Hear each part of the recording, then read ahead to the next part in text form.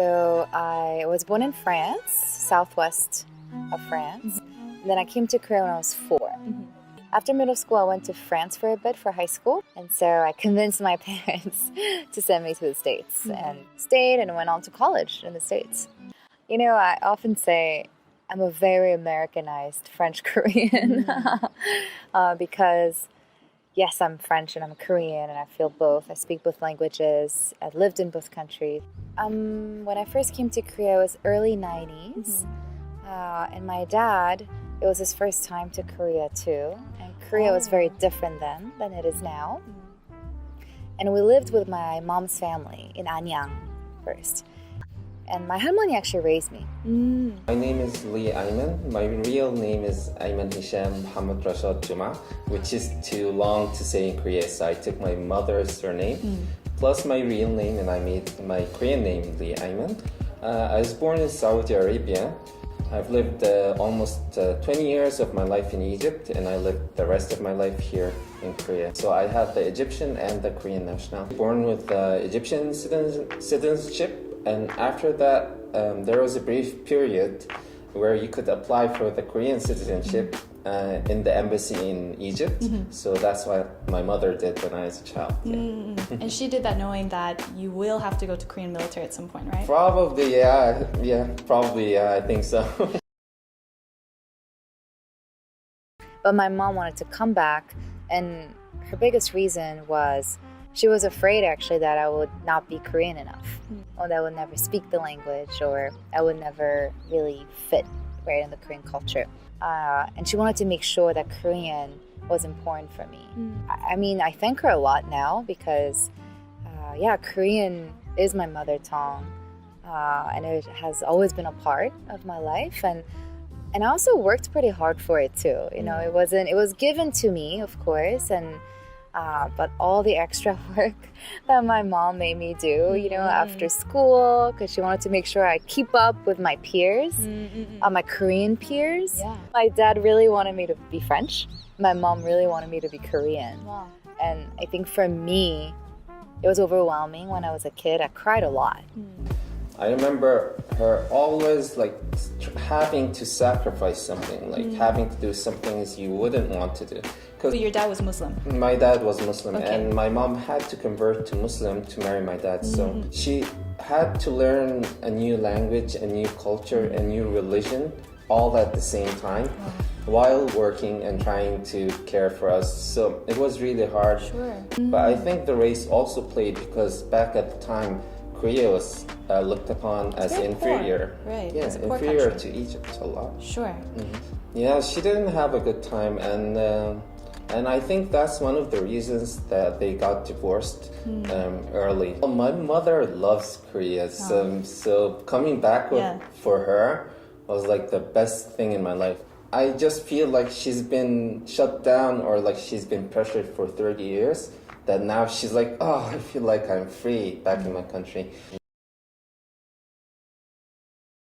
Now, as a kid, you don't know this, but of course, people would say comments about my looks, right?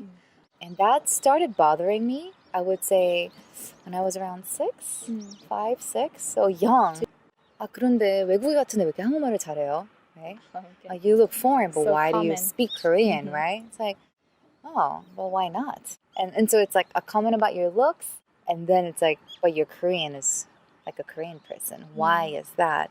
I know this now when she tells me too, sometimes it's, I wanted you to know that you are Korean no matter what other people say to you.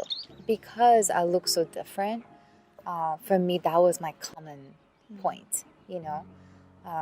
And I wanted to be able to express myself. Because one thing my 할머니 would always tell me, if they bother you, you tell them what's going on. So I still remember I would come back and say, 할머니, 뭐 내가 이렇게 생겼다고 막 얘기하네, 뭐 내가 이상하나 봐, 뭐 자꾸 한국말이 뭐 어쩌고저쩌고 하면은, 그럼 가서 얘기해. But that was always what my 할머니 said to me.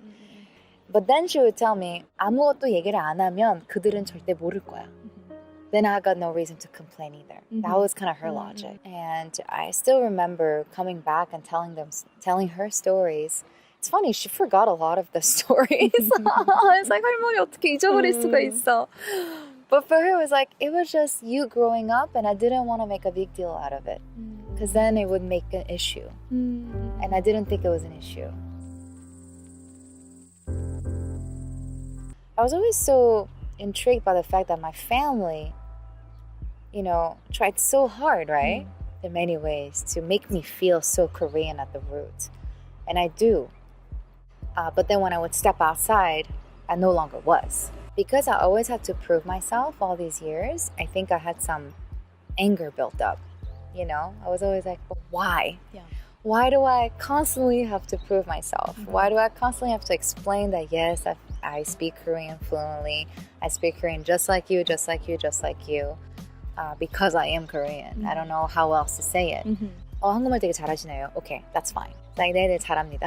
What are you going to say else to that? Yeah. It's like, and then 5 minutes later, 근데 너무 진짜 잘하시네요. Right? It's like, Yeah. 네, 한국 사람이에요. Yes, yeah. 뭐 물론 혼혈이기도 하지만 한국 사람이다.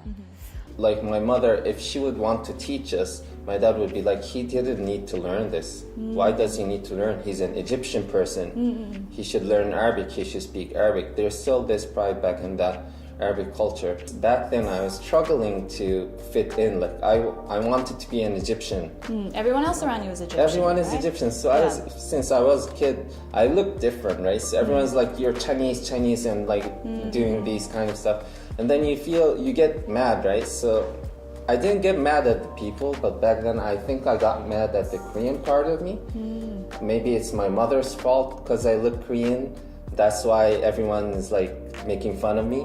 So that kind of situation also made me rejectful to learning about my Korean side. Actually, until I was 20 years old, I couldn't say even 안녕하세요, which is like hello. And I had to write it like on a piece of paper when I was coming to Korea because my family was waiting for me in the airport. I couldn't speak a word, so I wrote it down and I was like, 안녕하세요. And they were like, "Wow." Yeah. So I remember everyone was crying and it's like, oh, he's our family, but we've never seen him, right? And I have a wine startup called Sudevi. It started about 2.5 years ago. Yeah. I was in the States before, and I came back fall 2017 to start the business.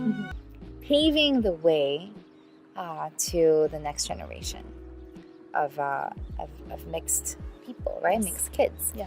And that's really important because I didn't really have that. I don't know if you have. No, I don't. But especially growing up in Korea, definitely not a lot, It just shows that, okay, that's possible, I could do that It too. gives you a beam of hope, right?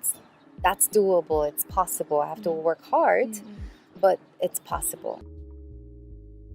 It also allowed me to look at Korea from a different perspective because I had a lot of pain, a lot of anger that I really wanted to release. And for me, having a business was an outlet, has been an outlet.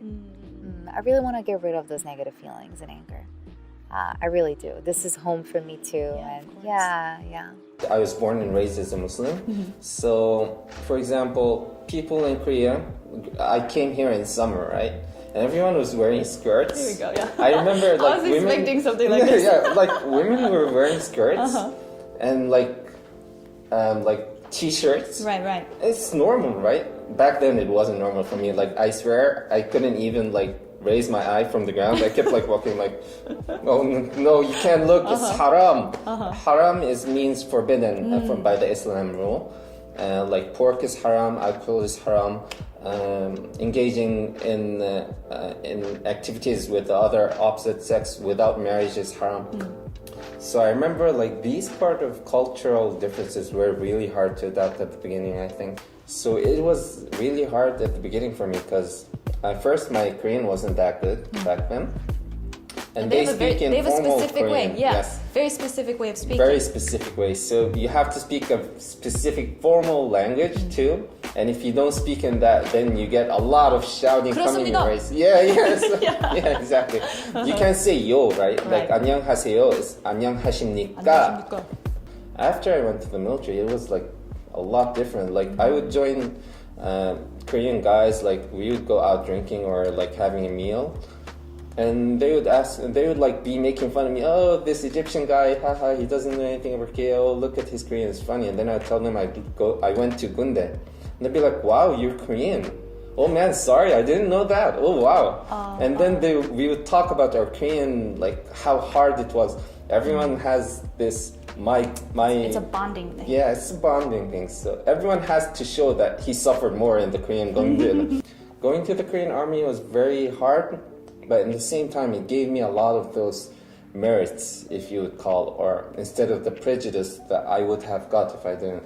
So in that part, going to the military army was 2 years from my best 2 years, which is your early 20s.